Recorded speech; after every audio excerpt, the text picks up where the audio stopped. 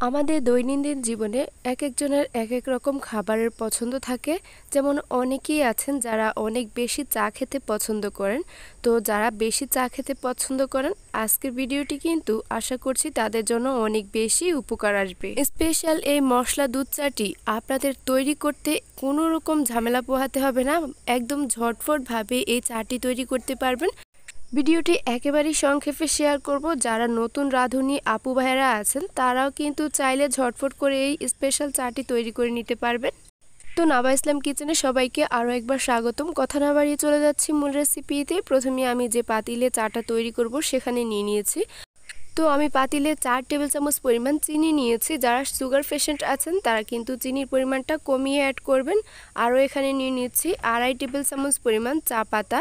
তো আমি এখানে টোটালি 6 কাপ চা তৈরি করব, আর এর জন্য কিন্তু এই পরিমাপটা একেবারেই পারফেক্ট আছে। এখন আমি এটা ক্যারামেল করে নিচ্ছি, মানে চিনিটা আমি কিছু সময় এভাবেই রান্না করে নিচ্ছি।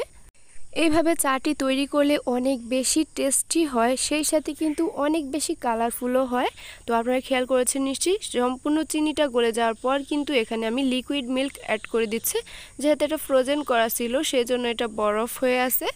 আমি কিন্তু এখানে 6 কাপ চায়ের জন্য 1/2 লিটার মিল্ক নিয়েছি, আর দেখতেই পাচ্ছেন অনেকটাই কিন্তু গলে গিয়েছে।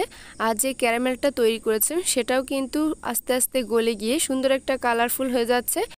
আর এই চাটা যেহেতু স্পেশাল মশলা দুধ চা, সেজন্য এখানে আমি 2 টুকরো দারুচিনি, 2টি এলাচ এবং একটি লবঙ্গ নিয়েছি জাস্ট ফর ফ্লেভার।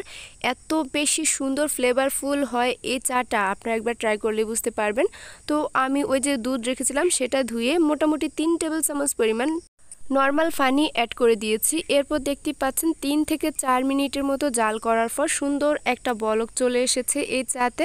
এখন কিন্তু আর কোনো রকম কাজ নেই, এটা কিন্তু 8 থেকে 10 মিনিটের মতো জাল করে নিতে হবে। একেবারে মালাই চায়ের মতো সুন্দর একটা কালার চলে আসবে এবং টেস্টও মোটামুটি কাছাকাছি থাকবে। তো এখন কিন্তু অবশ্যই এটা চামচ দিয়ে একাধারা নেড়ে চেড়ে যেতে হবে, নয়তো কিন্তু দুধের যে শর্টটা আছে সেটা পড়ে যাবে এবং নিচ থেকেও লেগে যাওয়ার সম্ভাবনা থাকতে পারে।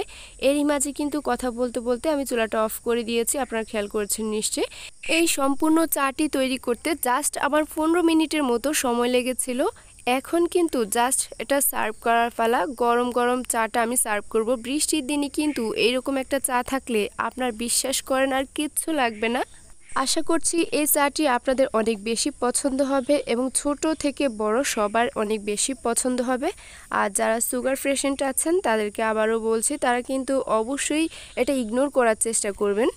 গরুর দুধে কিন্তু প্রচুর পরিমাণ ফ্যাট থাকে এবং চিনিতেও কিন্তু সুগার পেশেন্টের জন্য অনেক বেশি ক্ষতিকারক। তাই বলছি তারা কিন্তু অবশ্যই অ্যাভয়েড করার চেষ্টা করবেন। আর একবার খেলে কিন্তু বারবার খেতে চাইবেন। ভালো লাগলে একটু শেয়ার করবেন।